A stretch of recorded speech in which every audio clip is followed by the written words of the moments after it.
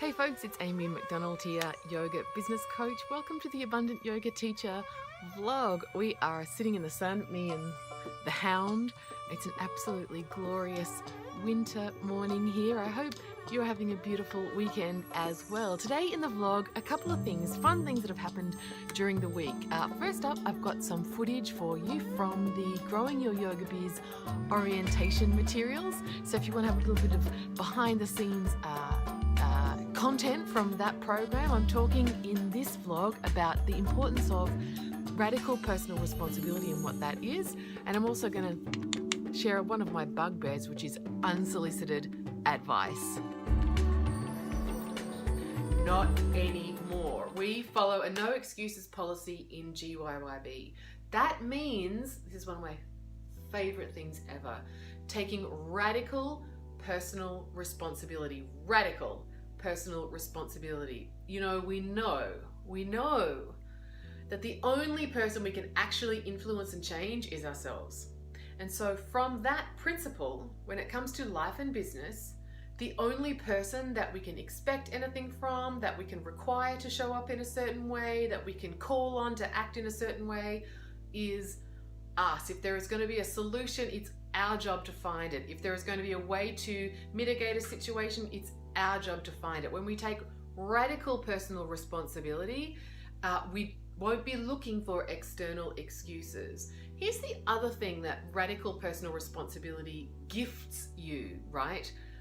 It gifts you the opportunity for svadhyaya, for introspection, for self-reflection, for consideration of how are you conducting yourself as a yogi in life.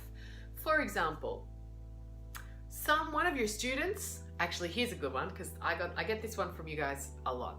My students are older and they just don't want to pay online. They just want to come the first week of class and pay me for the whole term. They're just not up for it. So if I said, hey, why doesn't your website have online payments? It's going to speed up the payment process and you'll be able to really call in people while they're feeling inspired to sign up for your class. And you said, oh yeah, but my people, they're older and they just don't like paying online. They like to show up on the first night and give me a check. That's an excuse. Radical personal responsibility looks like, if I'm going to get my yoga payments paid online, what's my job to make that happen? What can I do to bring about that result? Maybe I can say payments must be received before class starts and the only way payments are received are online. Maybe I can say going forward, only online payments, and if you need some help, here's some instructions on how to pay online with PayPal or your credit card. How can you actually take radical personal responsibility to get the results that you want without looking for excuses? In GYYB, we follow a no excuses policy. Right? Personal responsibility. It's good. Hey, the only person that we can change is ourselves. Next up, Amy's a little bit brutal discourse on unsolicited advice. Unsolicited advice is when you are looking to support somebody and give them the answer when they haven't asked you yet. So that would look like, it's been a long day. Someone types in the Facebook group, it's been a long day. I've really been working on my website. It's taken more time than I thought it would, and I'm getting there, right? And someone else writes, oh, my website took a really long time too.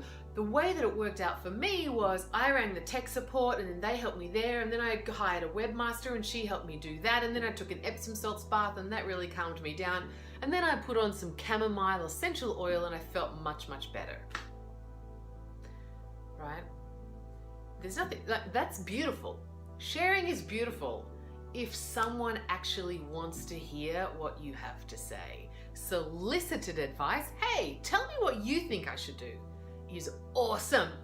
Our Facebook group, our Q&A calls, when you get to meet each other in person, if you're coming on the retreat, all of these times when someone says, hey, tell me what you would do here. I'd love to know how you handled it, or any advice you could share with me. I'd really love it. That's beautiful. That type of sharing is beautiful.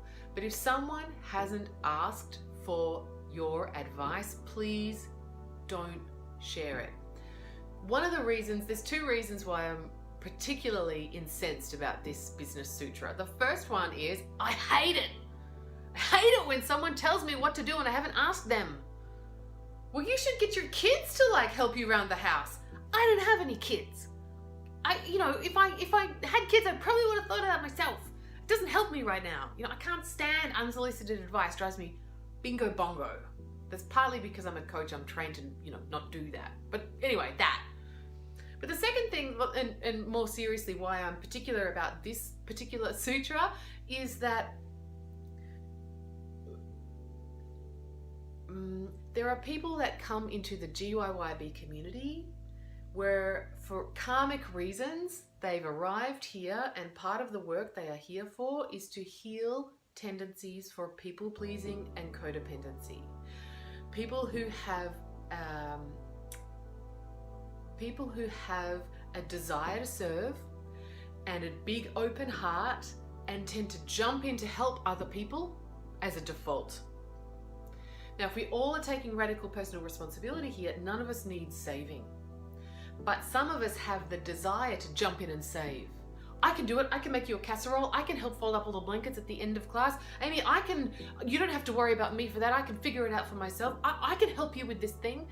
And it actually, and I'm saying this in love, it actually can be self-serving in the way that it is looking to fulfill a need in the person who is offering the advice, rather than being selflessly sharing for what the other person actually desires to receive.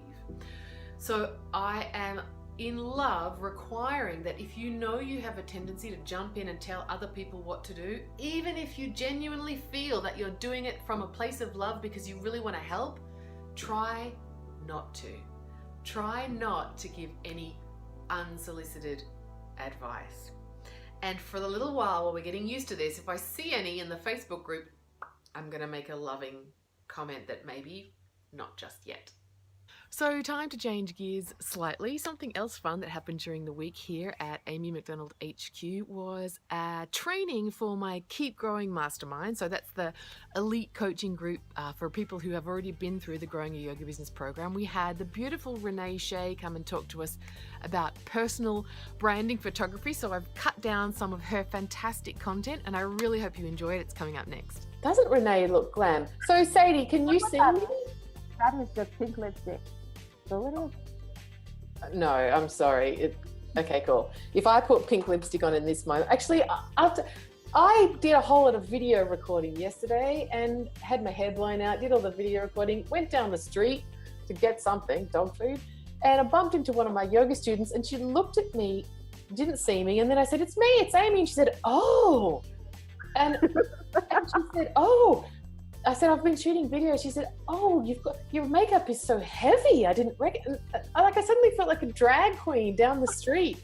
I thought it was all right, but apparently not. So glam is not as easy for all of us. Yes. So my particular niche as a photographer is in personal branding.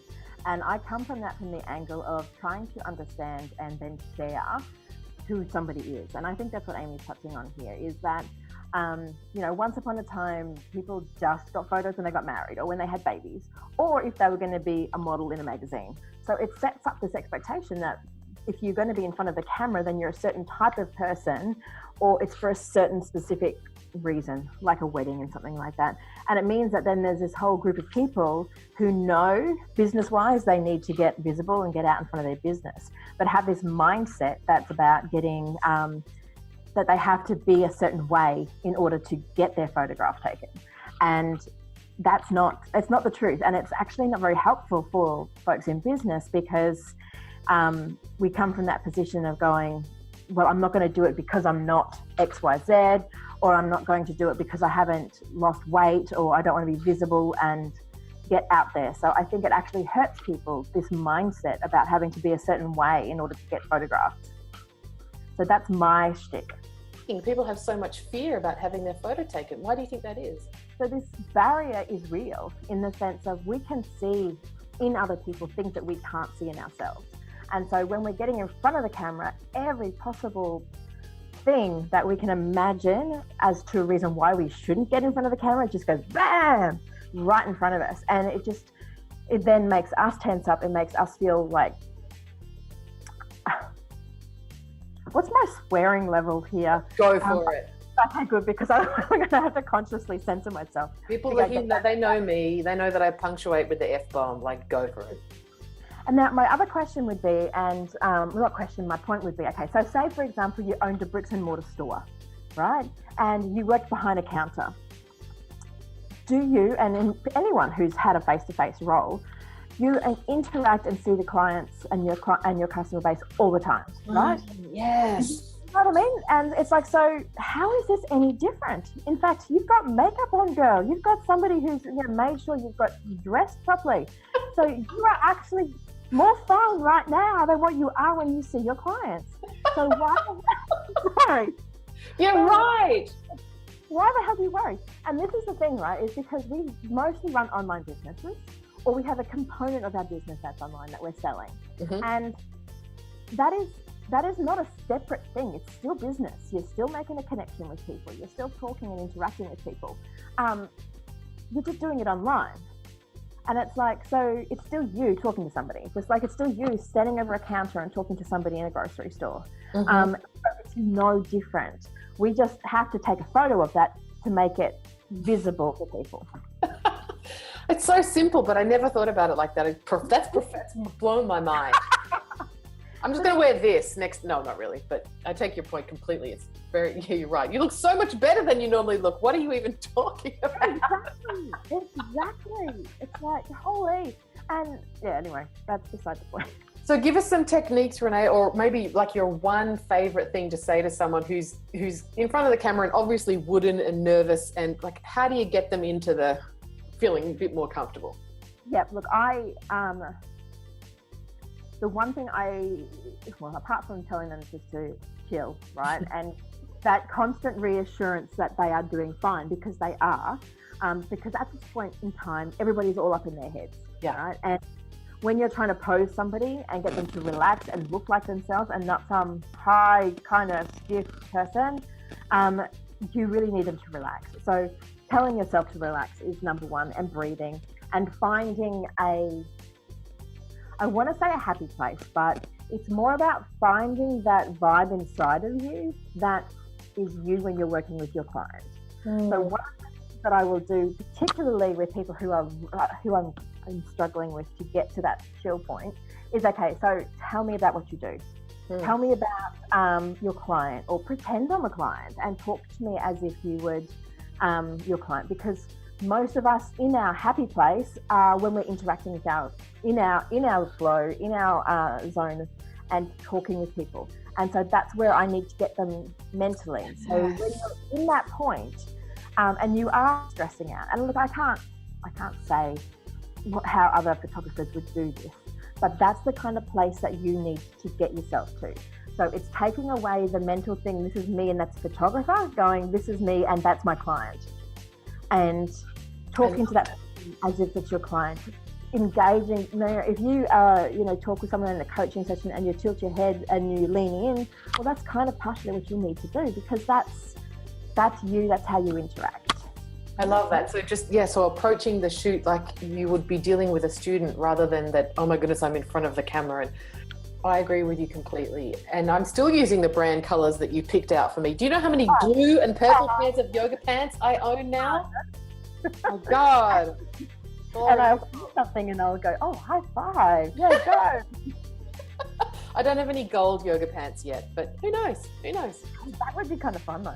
I do honestly believe, I love my own body, and I do honestly believe that I would have to lose some weight to be able to rock a gold pair of yoga pants. And I'm okay with that, because it's probably never going to happen in either case. One of the things, Renee, that I encourage people to do is, when they're working with a photographer, actually be involved in the process. So I'm curious on your take on this, because I know I want to be able to say sometimes, hey, can I take a look at the back of the camera to make sure what's in my mind is what you're creating? And so how do you feel about working with people who want to really be checking in and involved? Is that okay? Look, there's two parts to my answer on this. One is, as the time that I'm not is when they're checking in and going, oh man, my nose looks big, or oh man, I look fat. Do you know what I mean? If they're checking in on the back of my camera to criticize what they look like, no, you don't get to see the back of my camera anymore. That's it. But apart from that situation, then absolutely. And I think that, and one of the things that I would say, regardless of photography you use, is to make sure you've got a good relationship with that person. Yeah. Because up until the lead into your shoot, you should be collaborating. There should be shared Pinterest boards, mood boards, all that kind of stuff. There should be really good, deep, comprehensive conversation about what it is you want to achieve. What's the style that you want to achieve? So all of that stuff should be very interactive. I could take a look at your Instagram feed and go, oh, I get a sense that you might like this, but you could be rebranding, or you could be refocusing on what you want, or you could just go, no, that is not me. So you can't just trust that outside in look. You've got to be really actively involved in that. And that is in part, checking out the back of the camera on the day. Some photographers don't like that. There's an ego to it. I'm not going to lie. And there is a big difference sometimes between what is the image on the back of the camera and what is the final image that will come from processing. So it can be a bit hard to show somebody that because you are being that bit vulnerable, going, well, look, I can see that this is here, but we will edit that out, or we will do this, or whatever else to make that photo what we want it to be. But I would absolutely encourage you to be involved the whole time. And I think for ladies, for us, it's important, if you're going to have your photo taken, if you're doing yoga asana and you're having your photo taken, it's unlikely that your photographer is an expert at yoga. So if you're going to have like a hero shot and you're rocking out Trikonasana, you need to look at the camera, because otherwise you'll end up with an image that's beautiful, but it will piss you off because you're misaligned. I know there's this one photo that Renee took of me in Brisbane, and I'm doing like side plank in my Star Wars pants. And I got the photo back and I'm like, oh, Amy, that's really bad misalignment. Like, really, what are you doing? And then I looked more at it and I'm like, no, it's actually really well aligned. It's just that you've got a saggy boob, and don't wear that top again next time you have a photo shoot. Can you just lift that? Thanks, ladies. Thanks, Renee. Fantastic. Yay. Bye. Bye. So there you have it, folks. I've got an afternoon in front of me of raking up leaves from the garden. Actually, I'm kind of looking forward to it. You know me enough to know that I'll probably be listening to some Audible book about yoga. I think I'm only 20 hours into the copy of the Ramayana that I have, so there's a fair bit of leaf raking to be done there. Something else to let you know about before we finish up for the week is that I have a very special training coming up later this week. It is the mid-year realignment for your Yoga Biz online workshop. It's going to be a 90-minute masterclass where we'll take a look at what have your goals been in your yoga business for the year so far, and how are you going against, tracking to those. Do you need to realign? Is there some kind of pranic leak? Do you want to reframe or recalibrate what it is that you desire for the rest of the year? It's going to be lots of fun. We're going to be drawing on the wisdom of Ganesha. We did this last year and people loved it, so I think you'll enjoy it again as well. This year you can sign up with the link that's in the notes here on the vlog, or the link that I'm showing you right now on screen. It's going to be super, super fun. Enjoy the rest of your weekend, gorgeous yogi superstar, and I'll speak with you again soon.